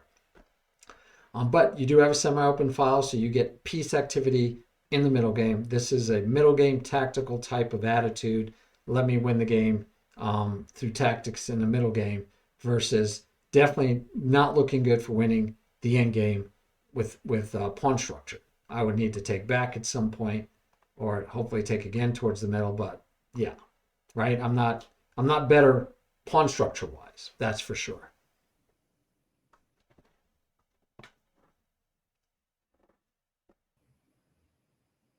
So, Tiberian, are you going to go into any over the board chess tournaments? Yeah, I'm still wanting to do the one in July. I have to get one of two mindsets. Either I have to get I have to, first of all, practice and feel confident, and then that could lead to the mindset that I'm not going to go in as a 1958 to do well. I'm going to go in as a 1958 to shock the world, whatever level I play at, which I would not want to. Nice. So you don't want to play. I already can tell you, you don't want to play as a 1958. I don't want to play in the under 2000 section, because in the under 2000 section, I'm one of the highest rated players. Right. So I have all the So pressure because on me, because I'm supposed to be at the top. I'm not going to gain a whole bunch of points. I've got to wait to probably the last 2 rounds to play anybody my own rating, if I last that long. But if I played in the under 2100 or the under 2200, and big tournaments have it like every 100 points. If I played in the under 2200 section, then I would be probably in the middle of the pack to the top, top, middle, or middle. And so that gives me a nice position to play from. And I get to play more games against stronger players to hopefully gain more points. And still, the attitude has to be, I'm going to win the under 2200 section at 1958. I'm going to win it. Yeah, good thinking. I think we talked about it, offline, that the thing to do would be to utilize your title players, friends, Yes. to play against them and run all of your lines through them to see what you need to readjust or rethink. Yep. And so I have already started that. I would say you nice. should do the same, of course. So I've started playing with Metal Eagle and Nabla Iran, and I'm playing them correspondence and/or classical games, so I'm not rushed. And I'm chess started doing that. Chess started getting serious. I feel good about my games. I've been equal for most of the games, and then I make a mistake eventually. But I feel like I played very well without playing well. I've been playing really poorly, but I've been playing well. Tiberian, we have 2 questions that seem to be the very same one. Okay. Sabelat 2 and Guideron Grace are asking, what is it that we need to do to play an over the board tournament? Great questions. As All your right. first time. So 42-year-old, and we have a 28-year-old. So that's a big difference, but not that big of a difference. And the reason I say it's not that big of a difference is because you're both, if you have never played in an over-the-board tournament, then it's the same situation. It doesn't matter if you're 28 or 42. It doesn't matter if you're 61. It really doesn't. The thing is, when you've never played in an over-the-board tournament, I would suggest, not that you have to try to, prep to win the whole thing. I would highly suggest, and Zero can probably tell you, because Zero just started playing over the board tournaments about 3 months ago. And he's over 20. I know he's over 20. I don't know how old he is. I didn't ask him. But I've met Zero in person. The key is for you to play over the board games with a clock, with a score sheet. Practice that. Because if you don't play with a score sheet and you don't play over the board and you don't play with a clock in person, when you play in person, you're going to have so many troubles of, oh, I moved with this hand and hit the clock with that hand, right? You got to use the same hand. One-handed chess, guys, one-handed chess. So you'll have problems there. You'll forget to write down your moves. You'll be so busy trying to write down your moves, you won't pay attention to the game. You'll get way behind on the clock because you're trying to write down the moves and you don't know how to write down the moves. You do not have to say check in real life. And, your opponent might check you and you might not even notice it because you're expecting your king to light up. Or you think he'll say check. And then you move a different piece and he says, you're in check. And you go, oh. So then you try to move a different piece and he says, no, but you touched the queen. Yeah, I know my bishop is attacking your king with an obvious check and you touched the queen, so you can't push the pawn, right? This would be the equivalent, guys, of this move. And then you touch the queen and you move the queen to here. Or or better yet, you move the queen out here looking for mate threats. And you move the queen out here, he goes, no, that's illegal, you're in check. And you go, oh, you're right. So you put the queen back and you sit there for 5 minutes trying to decide and you go, the pawn push looks good, the bishop looks good, the knight looks good, I'll go with the pawn push. And you move the pawn and you hit your clock and he again hits his clock. And he says, no, you touched the queen. You have to move the queen. And you go, well, but I didn't know I was in check. And he goes, yeah, I know. But the rule is you touch the piece, you have to move it if it's legal. So it's legal. You have to put it there. That's the only legal move with touching your queen. And you lose your queen for the bishop. It actually happened to one of my opponents in Las Vegas when I went to the U.S. Open there, and he had to give up one of the middle pieces because he picked it up and then went like, "Oh, no, I didn't mean to touch it." And I said, "You have it still on your hand. You need to move it." Wait, I didn't touch it. Oh, you mean this thing I'm holding up in the air? Heck, yes. Yeah. Let me give him a few pointers. There is, when you play over the board, there is some etiquette that you need to follow. The etiquette is that you don't try to get into a conversation with your opponent. You cannot talk to them. You at the most, I would say, you check hands and say good luck, and then you stop talking unless you're gonna offer a draw, and you offer a draw on your time, and then the opponent has their time to move or to actually respond to your request. If your opponent moves, that means the offer was declined. The opponent doesn't have to say no, just by him or her moving the piece, then the offer is declined. You cannot be asking over and over that you're offering a draw because they are going to call an arbiter and have a talk with you, and then if you keep on going on, maybe they're just going to kick you out. It usually doesn't get to that point. The other thing is touch move. If you touch a piece, you have to move it. So for guys that haven't played over the board, just hold on to your hands like this, or put it or sit on them. I'm seriously sit on them. Yes. Only when you want to move, you release your arm and go and make the move. Don't ever write down your move on a piece of on your score sheet and then move, because that you're actually giving your opponent a chance to pick and see what you're gonna move, and he has a couple extra seconds because you're gonna write it down and go like, oh, I'm not sure now, you know.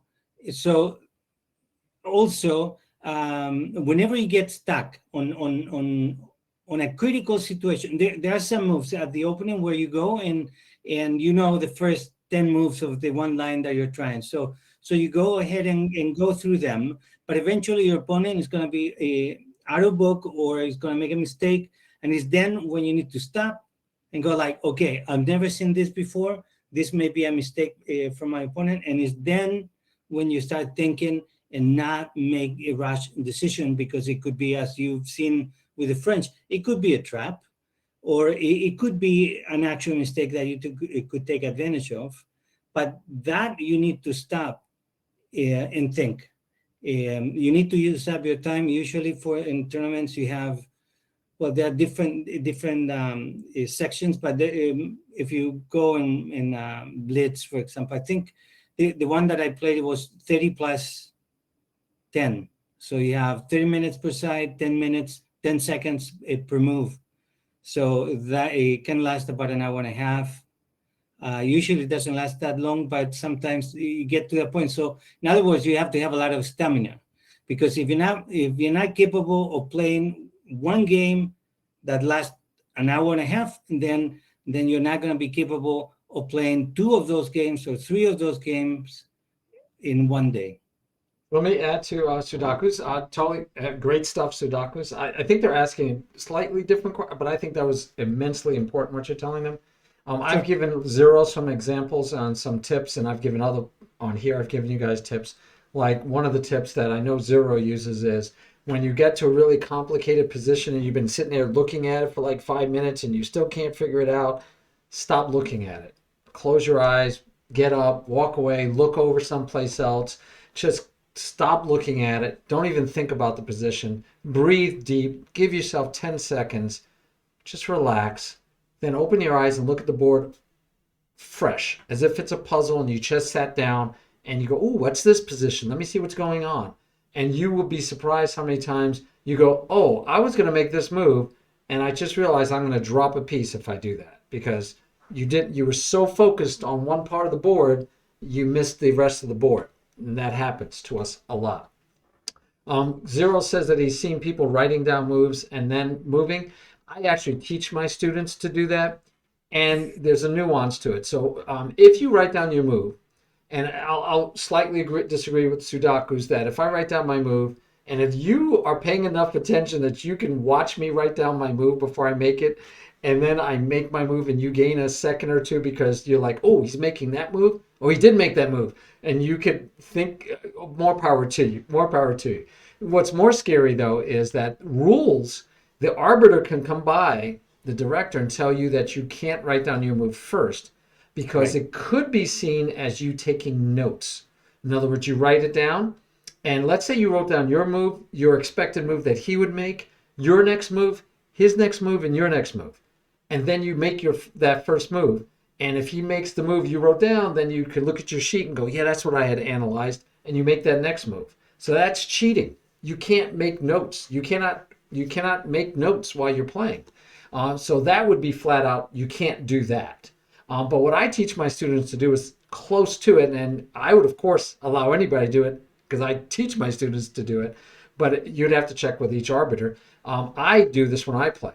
I decide on my move. I write down the move. I put down the pen, and then I go to make the move.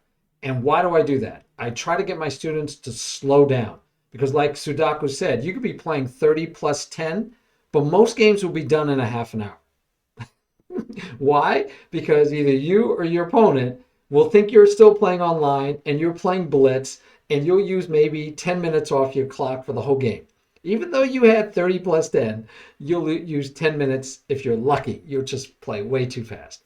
So I try to get my students to write down the move, put down the pen, go check one more time. Can I make that move? And then you don't know how many times, and I've seen one of my students, Noah, who couldn't make it to class tonight.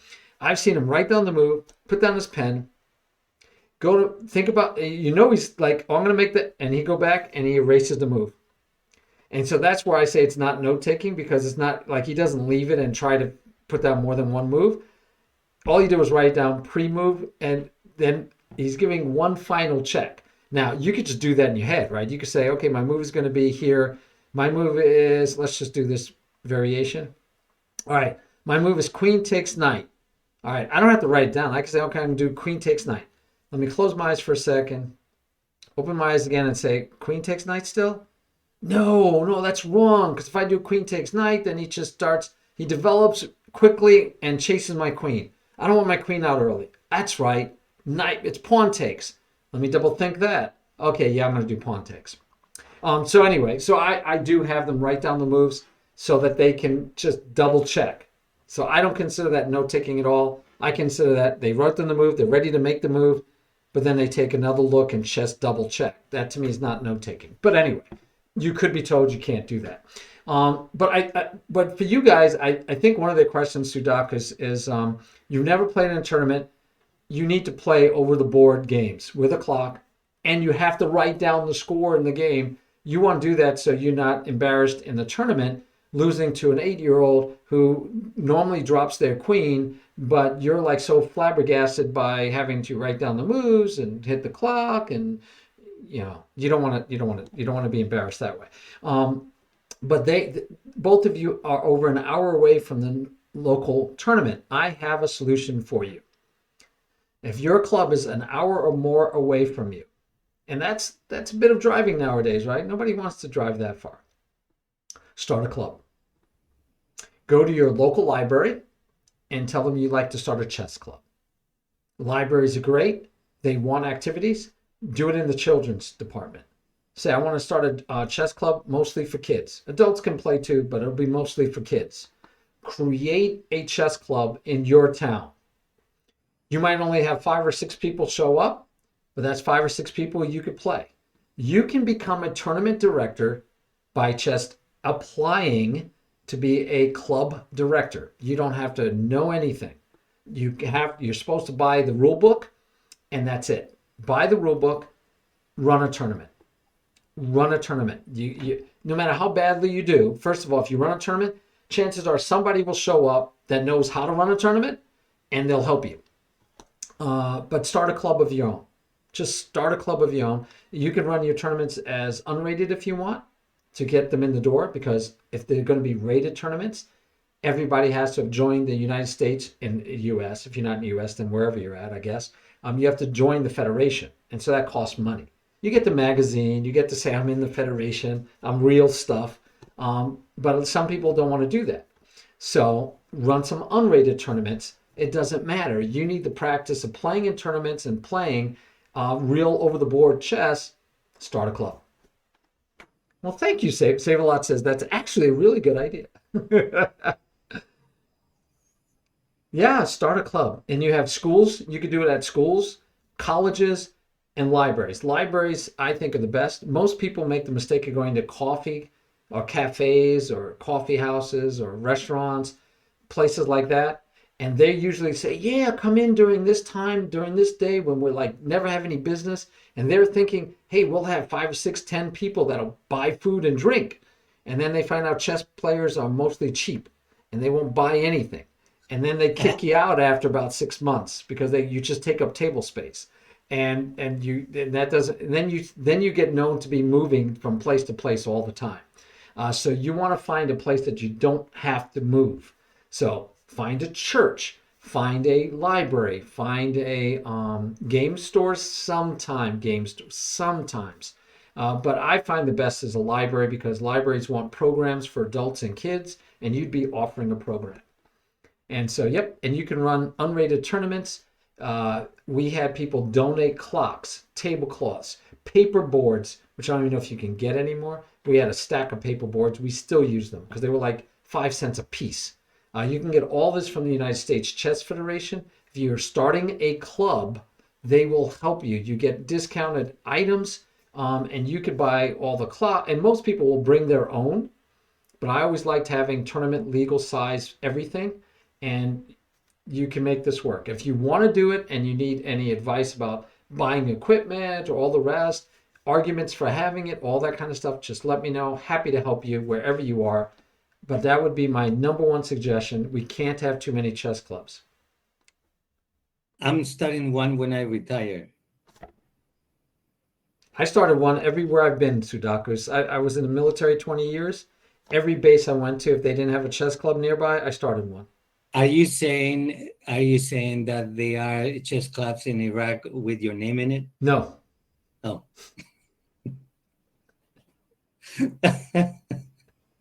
I'm just kidding, man. No worries. Yes, Zero. They are very inexpensive. And if you buy them in bulk, like 12, if you buy 10 sets, 10 boards, and 10 clocks, you get a big discount. And if you're doing it because you're starting a club, you get a discount. You can get them for free if you win a tournament. Yes, you can. Yes, certain tournaments. Right. Yes. If you take my in real life class, the first semester you get a board and pieces. The next, if you take it for a second semester, it doesn't have to be in a row, but if you take it for a second semester, you get a clock. If you take it for a third semester, you get a carry bag, one of those fancy USCF carry bags. I don't remember if I give you anything for the fourth semester. I think you're done. But yeah, you get all that stuff. Yeah, win tournaments to get clocks to practice for tournaments. Now, you don't have to do that. Clocks are probably the most expensive item. They're like $20, $25. Yeah, some of them, yeah. But they can go up a lot higher. Oh yeah. While chess sets, you can get them for like $9.95 or something. The set and the piece and the board and the pieces. For the pieces, make sure that you get double weighted or triple weighted. You couldn't. Oh, they're there's beautiful. A huge difference. Yeah, they're great. I love the heavy pieces. It just makes you feel good playing. And if you're losing, you could also use them as weapons. Yeah, that's true. Now, I would say though, if you're starting a club, no, buy 10 as cheap pieces, but you want them tournament size, the plastic, but you don't need triple weighted or double weighted for your tournament, for your club. But you personally should have, I totally agree, triple weighted. Oh, babe, oh, those are so nice. So nice. Now, you can do triple weighted for your club if you have the money and you find out that, hey, this works out nice. I get people want to come and play my club because of these beautiful pieces. And then when you have the kids that throw the pieces to each other because they're playing Bug House and they break them, you're not going to be as happy. Oh, yeah. In regards to playing over the board, this is also an option if you want to spend the money. Yeah, the DGT board. Yeah. Yep. But no. This is not it. This is the square off. Okay. Yeah, all I would say is that you can't beat still playing face to face. It's just great. I mean, yes. But yeah, I highly, highly, highly recommend you, if you're too far away from a club, start one. That's my total advice. All right, Sudaku's test number 1. Let's go look at some of the games I played. There are many variations, so I'm going to look for a game that I played and see if we can find an advanced variation and see if I actually played it properly. That would be the question. Nope, all these people are playing weird stuff. Not the advanced. Oh, let's just out of curiosity. Okay, so see, that's a normal move. I've played this a ton of times. It's the winnower. Like I said, there's variations inside of variations. So this one I've played since I was a youth. Played this one a ton. And this one, the Rosman, would be a totally different look and feel. But that would be me trying out a different variation. And then there's another one I played online now. I've played actually in tournaments, not in-person tournaments, online tournaments, this variation. So I've always played the winnower, but I've played this one. I forget what they're called. I played this one, and I've tried the Rosman, right, variation. So you have all these rich variations that you can pick between. You do not have to get stuck playing, where you feel like I'm always playing the same French. No, it's not. Here we go. We finally found an advanced variation. Let's see how well I did and if we can remember where I went wrong. So we know that we have here, here, here, or here. We have 4 moves at this point, which they're all fine, and they all can transpose into the same lines. So I went with the knight move. I told you I do this because I'm always trying to trap. Yeah. I told you I did it a lot. And they did the E2. Now, we didn't even look at E2. We looked at D3. So this would be where we would say, okay, yeah, we need to, let's talk about, let's say you are trying the French out and you're finding that this move gets played a lot against you. Bishop to E2, you're not getting the bishop to E3 line. That's not in vogue anymore. Nobody plays that. They play this. So this is where we can check the computer lines, but we can also, I like using the master's database, not the lead chess by itself. I want to use the master database, and I want to see what is played. And so knight on G to E7 is played a lot here. They don't care if you take, because then the knight goes here, and I have 2 knights on this pawn, and I have the bishop hitting that pawn. And if you try to hold the pawn, this pawn is more important. So you could keep these pawns over here, but I have a passer, by the way. Let's just walk through that real quick. So if we go here, let's see if they masters play knight to A3, castle. So knight to A3, again, at our level, I don't expect to see it unless people have studied the opening, right? But masters have played it the most, 859 times out of 1,500. But again, I don't expect beginners to play, and when I say beginner, I mean under 2,000. Castle was the next most popular, which is probably going to be played. A3 next. D takes C5 was even played at the master level, but it's the 4th most popular move. So let's see what happens if they do. I told you knight to G6. I was right. I feel good when I'm right. But they play mostly bishop to E3.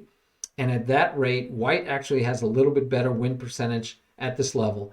But B4, B4 seems like a natural move to hold the pawn, because you know you're going to lose this one. Now they could try to hold that one, but then you still lose this one.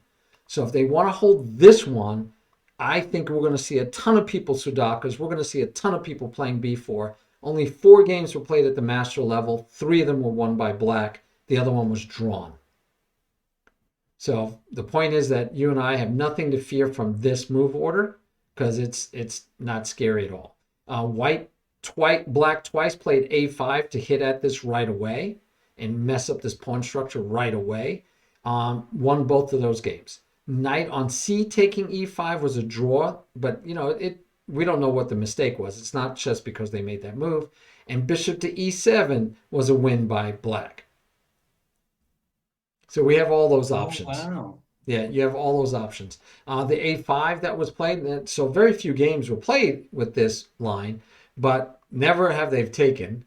The 2 choices were queen to B3 or knight to D4.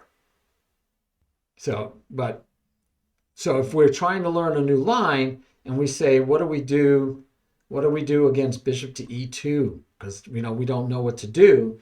We can look and see what the database says. Now, what I did was C takes D4, which is down here, move number 5. So F6, never play F6. F6 was the 2nd most popular. Rook to C8, just keep on going with the same kind of plan, right? So in other words, we can ignore it and go with our normal plan. That was played 154 times, not bad. Knight to H6, which always confuses me. I've seen this a lot in the French, and it always confuses me. Because the bishop would just take, you would think, right? The bishop would take and you double your pawns, and why is that good for black? Right? I think because it activates the black rook once it gets to G8. Well, let's just walk through a few moves because I'm curious. All right, so one is that pawn is not defended anymore. So that's one concept to it. We could get the queen to D2. Queen to D2. Queen to D2, not C2.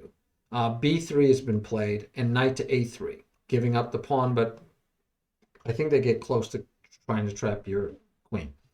But anyway, yeah, but this obviously is playable. It's played by masters. The 20 games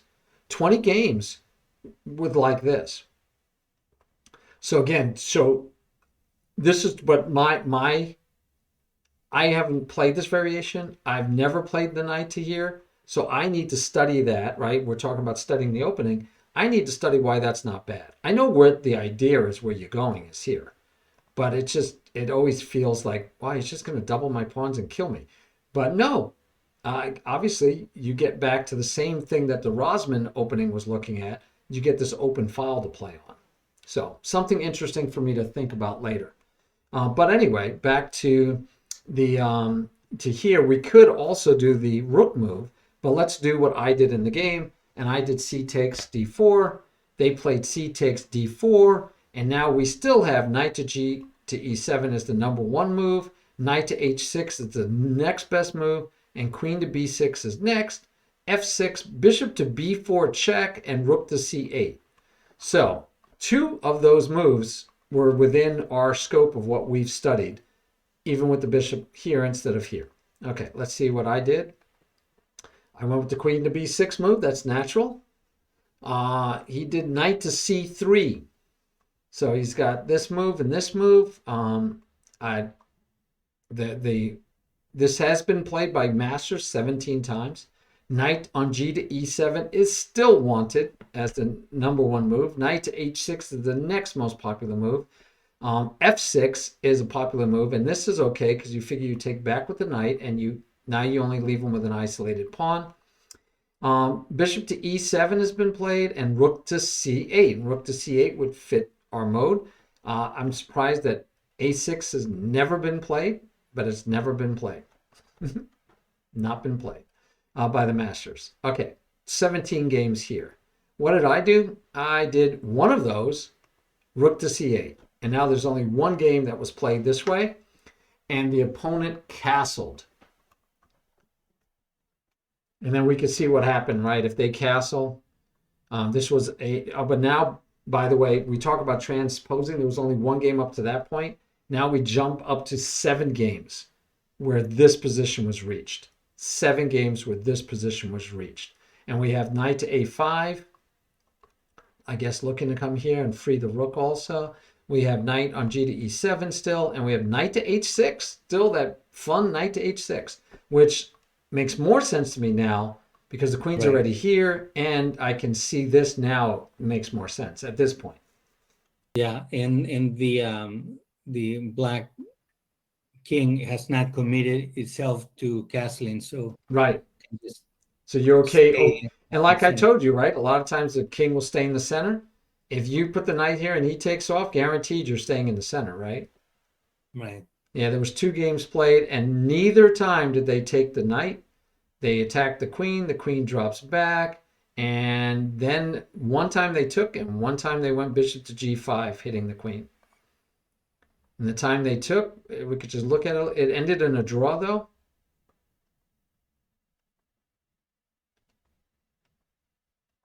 And it looks like we're going to get some maneuvering of pieces, but nothing to any castles anyway. He castles anyway. Wow. That's a free pawn. Only if you stay in this. Queen takes on h6. But only if you stay in the pin. It's black's move. So black moves out of the way. Okay. So black moved out of the way, so he doesn't get it. Look at this. Is this crazy or what? So that goes back, protects here, but it also allows the queen to protect the pawn.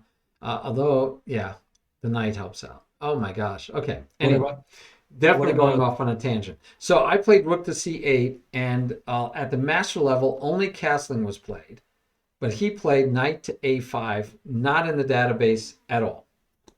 Not in the database at all. Hey, Middle Eagle, thank you for doing your own shout out. Always appreciate it. So this is, the game as it went. This was how the game can go. Queen to c7 was played. a3 was played. a6. Knight to c3 question mark. Okay, that's nice. b5 question mark. Bishop to e3. Knight to a5. Looking at these 2 juicy squares, I guess. Castles. And this is the only part I really don't like looking back at this game. That, I still have 2 pieces undeveloped while he's like almost fully developed. All he has to do is get the queen off the back rank.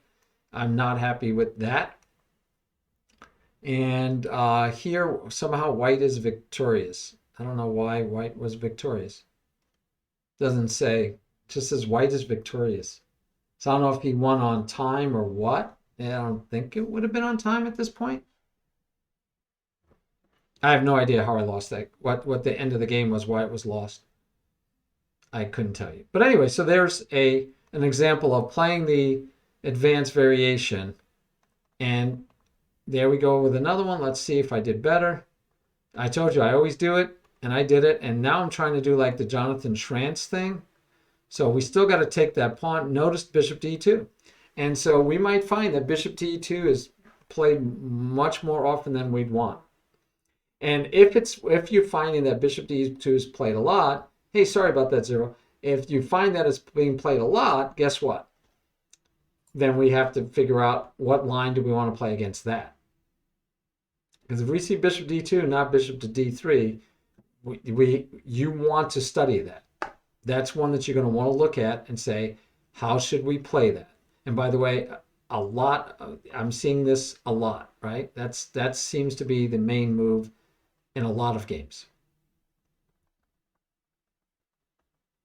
All right. So I do like the variation if that we get the bishop to here, but obviously that isn't going to happen all the time. I see nothing wrong with this. I see nothing wrong with this or this. And all this feels natural. By this point, I feel like you might as well not worry about the trap. But, if you're me, you're probably going to go for the trap anyway. Because, well, you think about it, they're going to want to move the bishop. Not there, of course. They're going to want to move the bishop. And the question is, where do you put the bishop? Here, here, or here is really your only choices. You want a castle. You want to get the bishop out. And so you have, think about it, we have 2 out of 3 we'll be happy with 2 out of 3 of those choices. Because if they go here, right? Can we go here right away? We wouldn't, right? We would go here. Yeah, we would go here threatening the pawn. So he still can't castle. Okay. He can't castle, so we would be here, and we have a good chance that he'll drop back, and we can get into that line that we studied. So that, and if he goes here, we win a pawn. So now we're down to, this is the only square he can go to that we haven't studied yet. And once we study that, a variation for this line, then against the advanced variation, I think we would be solid, right? We'd know exactly what we're going to do. We're going to trade. We didn't trade, but we're going to trade normally. We're going to take as soon as possible. We're going to plant our knight. We're going to do one of these two. We're going to eventually get to this position. And you remember, we could get there from here because he laid the trap. And then if he goes back, then we're happy. And yes, he might just castle, but we still have a nice game. We're attacking the queen side. All our pieces will be ready to attack the queen side, and we just play chess. I do like when Rosman says, yeah, now you play chess. So far, all we've studied is one variation of the advanced variation of the French. Excellent. All right. Next time, we'll study the Winawer or the, whatever. We have to pick what you want to study next. You have let's see, we have a lot of different variations. The Steinitz variation, hello. The Steinitz variation goes like this. This is the one I told you that I played a few times and actually had really good results. And I think I had good results because I didn't know the variation very well. I understand the concepts of the French, but instead of playing by rote, I actually had to think over the board really hard. And so I think it was good for me, and I played better chess, and I won games playing this when I had never played this variation before. And I think there's something to be said for playing a variation you don't know. I think it'll help you with your game because you will find that you're not playing by rote. So the Tarrasch variation. So here's the knight here. By the way, the nicety to Rosman's variation is either knight move you take. Either knight move you take. But this would be, and you notice it looks a lot like the last one I just showed you, but the knight is usually here. But this would be another variation. The Winawer was at the time when I was young. The book said this is the most dynamic attacking chances for black. So guess what? I played this one 90% of the time when I was young. Um, so you can look up this that's a variation. There's multiple winnower lines that you could get into. I have a lot of them with the queen out because that's the only line that I've ever been like, I don't know what to do for sure because nobody's done it, but I'm always like, man, if they do it, I got to make sure I know what to do. Actually, I've played it online, but I haven't played it very often over the board. Very few people do that over the board. We got our classical variation. And then we have the variation that, that you might be, oh, look, a Caro French con. So basically, yeah, I think I put this in it because I feel like you're playing the French, but the only difference is that's bishop snuck out first. But then there's the exchange variation, which a lot of people say kills the French because it's so drawish, which is ridiculous. Because if you're black and you're playing equal or better, you're okay with a draw. It's not bad. And if it's easy to draw, then black should be happy with it. But it's not easy to draw, and there's a lot of life. Rosman talks about it, and he says you're going to castle queenside. You're going to throw these pawns at him and castle queenside. So that's one way to play it. The way that I learned was this. And it was this and I end up doing this a lot lately. I pin the knight because they never stopped me from pinning the knight. So a lot of times I pin the knight. And if they push me away, it's fun. So let's say we get that far and they push and they can even push you again. And now you get to go here and it's protected by the knight. Or you could drop it all the way back and hit that diagonal. And then the king is open. So I like it. And I've had okay results with that one. So there's just a lot, right? You get to pick and choose. There's a lot here. But those are all variations of the French. And you've got to decide how you're going to play against the exchange, the advanced, and the knight moves. Those are the major moves you have to decide against. Excellent. And like I said, and since you play the Caro-Kann, you and Flavio, a lot of it should be familiar, right? And you're going to know the concepts, and a lot of things will be the same. This trap can work in the Caro-Kann, right? That trap with the pin works the same in the Caro-Kann. Hitting the base of the pawn chain happens in the Caro-Kann. A lot of times your bishop is just out here. Cool. All right. I'm just happy to have you on stream. It's so good seeing you. Yeah. Thank you very much for inviting me. I just proposed, to you the French because we have talked about it in the past that I wanted to learn it from you since you play it all the time and for many, many years. So I want to learn to play it, and at the same time, I have always played against it. So not always, usually. Yeah. So because of the Caro-Kann knowledge, I kind of understand it, but I think it's really interesting the way you were approaching the French. I'm gonna try to do my best to practice once I get the advance. Okay. Yeah, I think the part that most people miss with the advance also, but the thing that I think you see from us, Flavio says you guys should try it out. Did you see that from Flavio? Yeah, I'm reading it right now. All right. So the thing I think most people, including myself, miss with the French is that these pawns say I'm attacking the queen side. And I think we forget to attack the queen. We get so focused on getting rid of these pawns that we stop attacking the queen. We don't think about attacking the queen side. But you should feel fine with building up a queen side attack. You really should, because the pawns are telling us to hit the queen side. A lot of times, as you saw with this move, we're going to open up files and swing over and attack the king, right? But look, this bishop has a hard time getting to the king side. We'd have to bring him up here. This knight has to get through pawns. This knight we've just traded. This bishop has a hard time getting to the king side because of these pawns. So I'm thinking out loud, because like I said, this is something I don't do, but I need to do, is the pawns are telling me to attack queen side. I'm going to go find myself some master games, some old master games of the French, and I want to see how many of them end up with a queenside attack. I think that would revolutionize the game for me, not for masters, they know what they're doing forever. But for me, I've never thought, okay, I'm going to destroy the queen side. I'm playing the French and I'm going to own the queen side. Here I come. I always attack this pawn chain, solid. King can stay in the middle, king can castle, king side. Those are my two choices normally. And I never ever think about, like, my plan is going to be to attack the queen side. So that to me is I'm blowing my own mind because I've never thought of, wait, I should be attacking queen side, right? I always try to attack the king.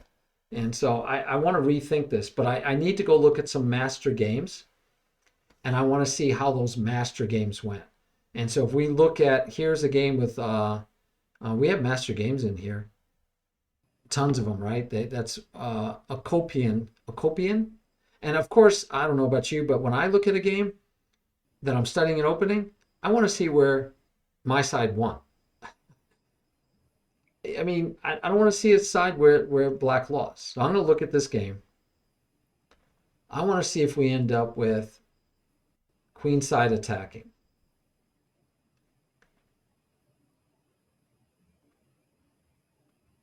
Okay, we had to come back over because he's going after our king. So we're ending up defending a lot on the king side. I don't see that we had a big, and that's it. The game is over. Black is victorious. White resigned, I guess. But I mean, I can see that if all these pieces were off the board and we went to the end game, I have 2 against 1.